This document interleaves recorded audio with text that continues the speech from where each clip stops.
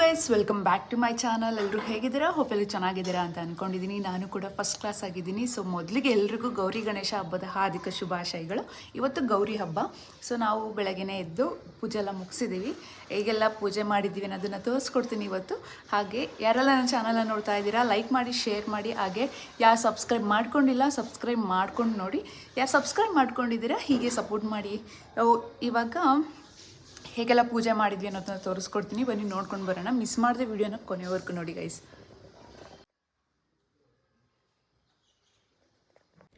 ಇದು ನಮ್ಮ ಅತ್ತೆ ಬಿಡಿಸಿರೋ ರಂಗೋಲಿ. ನನಗೆ ಇಷ್ಟೊಂದು ದೊಡ್ಡದಾಗಿ ರಂಗೋಲಿ ಎಲ್ಲನೂ ಬಿಡ್ಸೋಕ್ಕೆ ಬರೋದಿಲ್ಲ. ಚೆನ್ನಾಗಿ ಬಿಡಿಸಿದ್ದಾರೆ ನೋಡಿ. ನನಗೆ ಈ ಥರ ಎಲ್ಲ ಬರಲ್ಲ. ಹಿಂಗೆ ಹೋದರೆ ಇಲ್ಲೊಂದು ರಂಗೋಲಿ ಬಿಡಿಸಿದ್ದಾರೆ, ಇಲ್ಲೊಂದು ರಂಗೋಲಿ ಬಿಡಿಸಿದ್ದಾರೆ, ಆಮೇಲೆ ತುಳಸಿ ಕಟ್ಟೆ ಹತ್ರ ಒಂದು ರಂಗೋಲಿ ಬಿಡಿಸಿದ್ದಾರೆ. ಹಾಗೆ ಫಸ್ಟ್ ನಾವು ಮಾಡಿದ್ದೆ ಹೊಸ್ಲು ಪೂಜೆ, ಆಚೆ ಕಡೆ ಹೊಸ್ಲು ಪೂಜೆ ಮಾಡಿದ್ದು. ಸೊ ಈ ಥರ ಇದೆ, ಆ ಕಡೆ ದೀಪ ಹಾರೋಗಿದೆ. ಸೊ ಹೊಸ್ಲು ಪೂಜೆ ಮಾಡಿ ಆಮೇಲೆ ಗಂಗೆ ಪೂಜೆನ ಮಾಡುವಂಥದ್ದು. ನಾವು ಹೊಸ್ಲು ಪೂಜೆ ಮಾಡಿ ಗಂಗೆ ಪೂಜೆನ ಮಾಡಿದ್ದು. ಇವಾಗ ಗಂಗೆ ಪೂಜೆ ಹೇಗೆ ಮಾಡಿದ್ದೀವಿ ಅಂತ ತೋರಿಸ್ಕೊಡ್ತೀನಿ ಬನ್ನಿ. ಇದು ನಮ್ಮನೆ ಯುಟಿಲಿಟಿಗೆ ಬರುತ್ತೆ.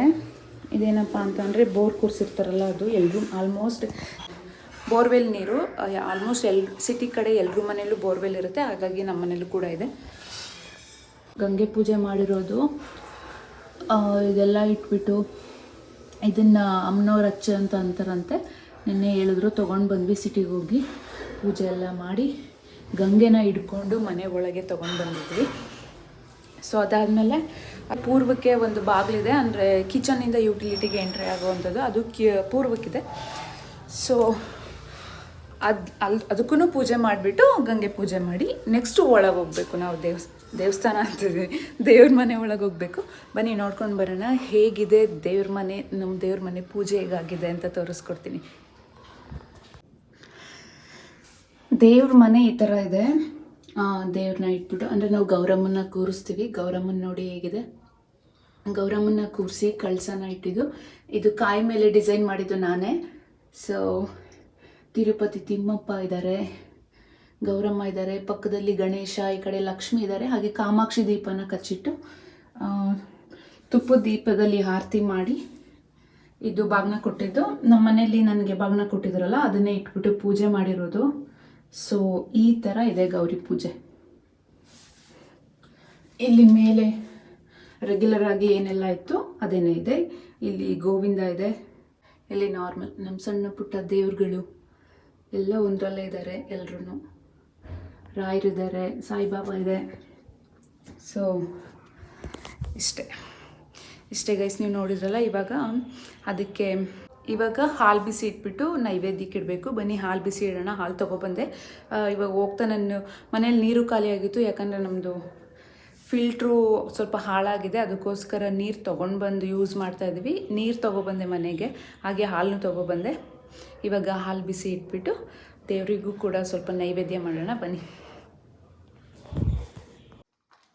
ಸೊ ಹಾಲು ತೊಗೊಬಂದಿದ್ದೀನಿ. ಹಾಲು ಬಿಸಿ ಇಟ್ಬಿಟ್ಟು ದೇವ್ರಿಗೆ ನೈವೇದ್ಯ ಇಡೋಣ. ತಿಂಡಿ ಇಡ್ಲಿ ಮಾಡಬೇಕು. ಎಲ್ಲ ದೋಸೆ ಹಿಟ್ಟೆಲ್ಲ ರೆಡಿ ಇದೆ. ಅಲ್ಲ, ಇಡ್ಲಿ ಹಿಟ್ಟು ರೆಡಿ ಇದೆ, ದೋಸೆ ಎಲ್ಲ. ನಾನು ದೋಸೆ ಅಂದ್ಬಿಟ್ಟೆ. ನಾಳೆ ಚಿಲುಕ್ಸಿರೋ ಕಾಳು ಸಾಂಬಾರು ಮಾಡೋಕ್ಕೆ ಕಾಳು ನೆನೆ ಹಾಕಿದ್ದಾರೆ. ನಿನ್ನೆ ನೈಟ್ ಸ್ವಲ್ಪ ಇದು ಮಾಡಿದ್ರು, ಇನ್ನೂ ಸ್ವಲ್ಪ ಹಾಗೆ ಇದೆ. ನಾನು ನೀರು ತೊಗೊಬಂದೆ, ಯಾಕಂದರೆ ನಮ್ಮನೆ ಫಿಲ್ಟ್ರ್ ಹಾಳಾಗಿದೆ ಗೈಸ್. ಫಿಲ್ಟರ್ ಹಾಳಾಗಿರೋದ್ರಿಂದ ನೀರು ತೊಗೊಬಂದೆ. ಸೊ ಇವಾಗ ಹಾಂ ಸೊ ಗೈಸ್, ತುಂಬ ಹೊಟ್ಟೆ ಹಸಿತಿದೆ. ಇಡ್ಲಿ ಬೇಯೋಷ್ಟು ಪೇಷನ್ಸ್ ಇಲ್ಲ ನನಗೆ. ಸೊ ಅದಕ್ಕೋಸ್ಕರ ಇವಾಗ ದೇವ್ರಿಗೆ ಹಾಲಿಟ್ಟಿದ್ದೀನಲ್ಲ ನೈವೇದ್ಯಕ್ಕೆ, ಅದಕ್ಕೆ ಎಷ್ಟು ಬೇಕೋ ಅಷ್ಟು ಇಟ್ಬಿಟ್ಟು ಅದರಲ್ಲೇ ಸ್ವಲ್ಪ ಕಾಫಿ ಮಾಡ್ಕೊಳ್ಳೋಣ ಅಂತ ಅಂದ್ಕೊಂಡಿದ್ದೀನಿ. ಆಮೇಲೆ ಕಾಫಿ ಕುಡ್ದಾದ್ಮೇಲೆ ಇಡ್ಲಿಗೆ ಇಡ್ತೀನಿ ನಾನು. ಇಡ್ಲಿಗೆಲ್ಲ ಹಾಕೋಗಿದ್ದಾರೆ, ಅಂದರೆ ಅದಕ್ಕೆ ಸಾಲ್ಟ್ ಏನೆಲ್ಲ ಬೇಕು ಅದನ್ನೆಲ್ಲ ಮಿಕ್ಸ್ ಮಾಡಿ ಹೋಗಿದ್ದಾರೆ. ಅದನ್ನು ಜಸ್ಟ್ ಇಡೋದು, ಸ್ವಲ್ಪನೇ ಮಾಡಿರೋದು. ನಾಳೆಗೆ ಗಣಪತಿಗೆ ಮೋದಕ ಮಾಡಬೇಕು. ಹಾಗೆ ಅರಿಶಿನದ ಕಡುಬು ಮಾಡ್ತಾರಂತೆ ಮನೇಲಿ. ಸೊ ಅದನ್ನು ಇಟ್ಟು ಪೂಜೆ ಮಾಡಬೇಕು. ನಾಳೆ ಇನ್ನೂ ಚೆನ್ನಾಗಿರುತ್ತೆ ಇವತ್ತಿನಗಿನ್ನ. ಸೊ ಬನ್ನಿ ನೋಡೋಣ ಏನು ಮಾಡೋದು ಅಂತ ಅಂದ್ಬಿಟ್ಟು. ಹಾಗೆ ಇಡ್ಲಿ ಏನು ಮಾಡೋದು ಅಂತ ಗೊತ್ತಾಗ್ತಿಲ್ಲ ನನಗೆ.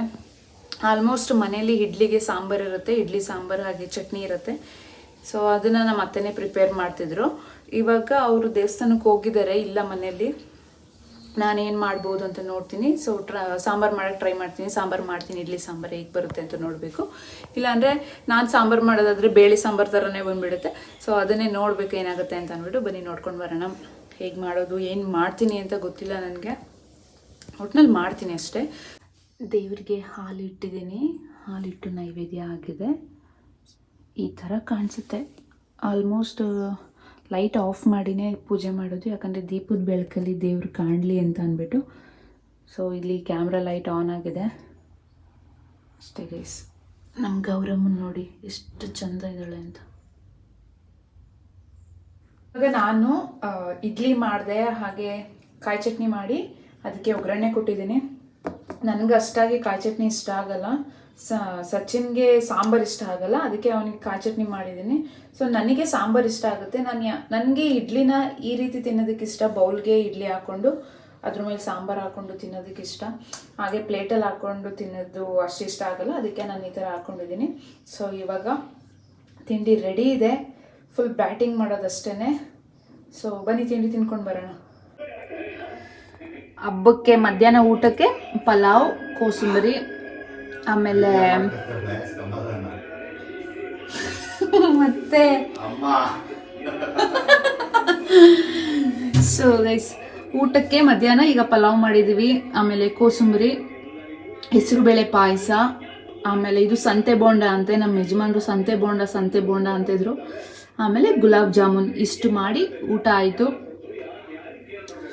ಫುಲ್ಲು ಹೊಟ್ಟೆ ಜಾಸ್ತಿ ಆಗಿ ಇವಾಗ ನಿದ್ದೆ ಬರೋ ಥರ ಆಗ್ತಿದೆ. ಚೆನ್ನಾಗಿ ಊಟ ಮಾಡಿದ್ದೀವಿ. ದೇವ್ರಿಗೆ ನೈವೇದ್ಯ ಇಟ್ಟಿದ್ದೀನಿ, ಅದನ್ನೇ ತೋರಿಸ್ತಾ ಇದ್ದೀನಿ. ನಾನು ಊಟ ಮಾಡೋದು ತೋರಿಸೋದು ಮರ್ತೋಯ್ತು. ಸೊ ಅದಕ್ಕೋಸ್ಕರ ದೇವ್ರಿಗೆ ನೈವೇದ್ಯ ಮಾಡಿದ್ದೀನಿ, ತೋರಿಸ್ತಾ ಇದ್ದೀನಿ.